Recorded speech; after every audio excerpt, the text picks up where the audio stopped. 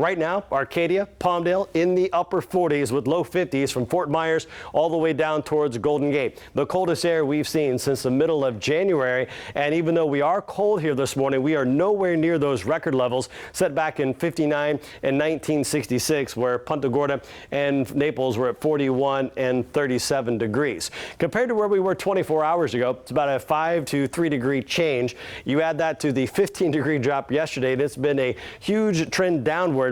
Well, now from this point moving forward, we start to warm up. But with the cold air in place and that wind out of the north, it feels even colder. We've got winds sustained 10 to 15. We've seen gusts in the low 20s this morning. And right now leading the way is Marco at 18, and we've got 13 miles per hour in the Cape. The wind will hold here in the low teens this afternoon, and those gusts should taper off around lunch. Right now it's 18 to 17 miles per hour, so a little breezy with the cold air. This afternoon, as the sunshine returns, we'll rebound up to 72 after only reaching 65 yesterday under overcast skies. This afternoon is going to be gorgeous, and then overnight tonight we'll go back in the low to mid 50s as we start off a little on the chilly side, but the warm up is coming.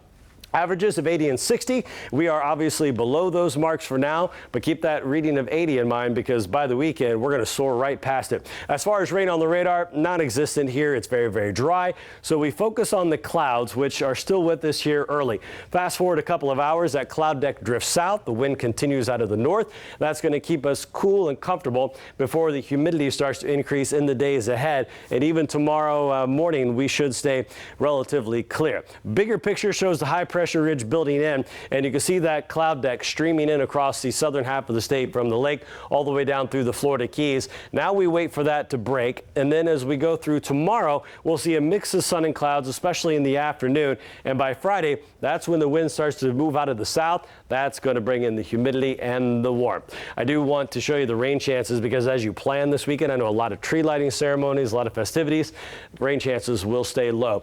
One other thing I want to do real fast is check in on the tropics. Hurricane season ends on Thursday, and we are happy to report we're going to end the season really, really quiet. Let me get you over to the 7-day because after a cold start this morning, we'll get the 72, 79 tomorrow, and then all the way through the weekend back in the mid 80s as we wait for the next front to arrive here on Tuesday.